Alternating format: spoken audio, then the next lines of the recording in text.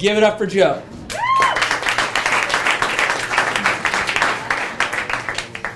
Is that good?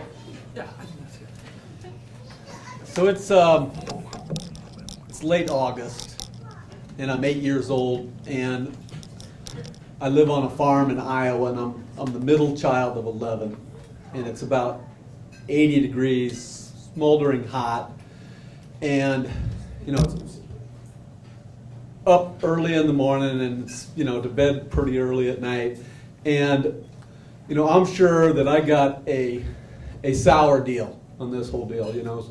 I hated my brothers and sisters. My parents didn't like kids. I couldn't understand why they'd possibly have 11 kids.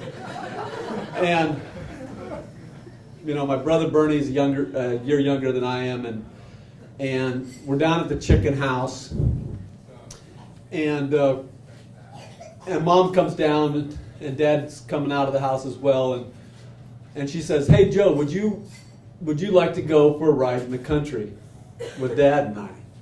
I'm like, oh my God. My mom and Dad are asking me to do something all by myself. It's never happened before. And I said, sure, ride in the country sounds great. And she said, well, why don't you run into the house, grab a soda, and we'll be on our way. So, we're tooling along down the country road, and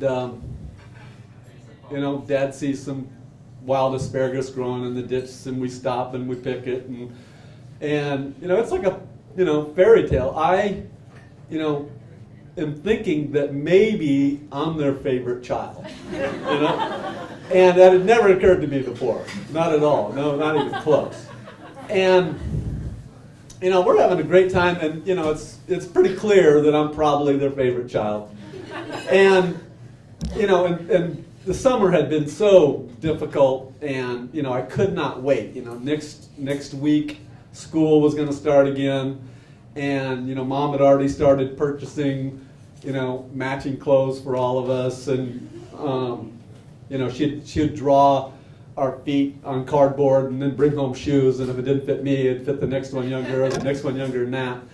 And we're making the turn back for the farm, and Mom says, your father and I have decided that we're going to hold you back and have you repeat third grade. And, it occurred to me right there that maybe I wasn't their favorite after all. And, it seemed like a pretty dirty, rotten trick. It was like, butter me up, and and then just like cut my legs out from underneath me, why don't you? And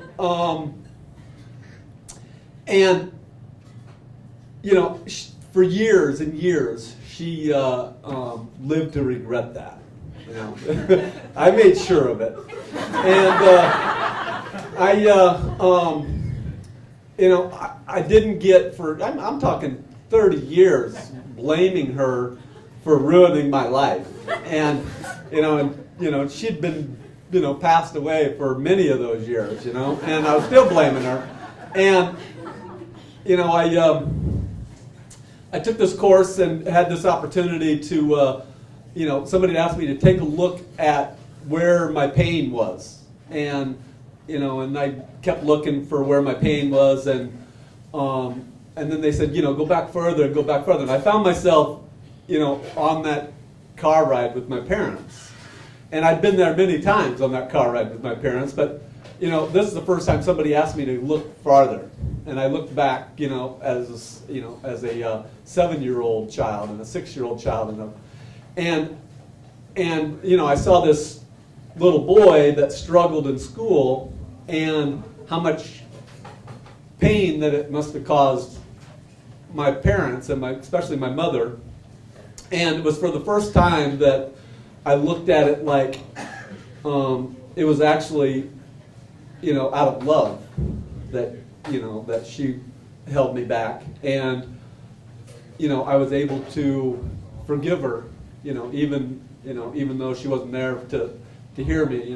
I got that not only that, that it wasn't for me to forgive her because there was nothing to forgive, but rather to, ask for forgiveness for making her wrong for all those years. So I was almost my parents' favorite for 5 minutes or so.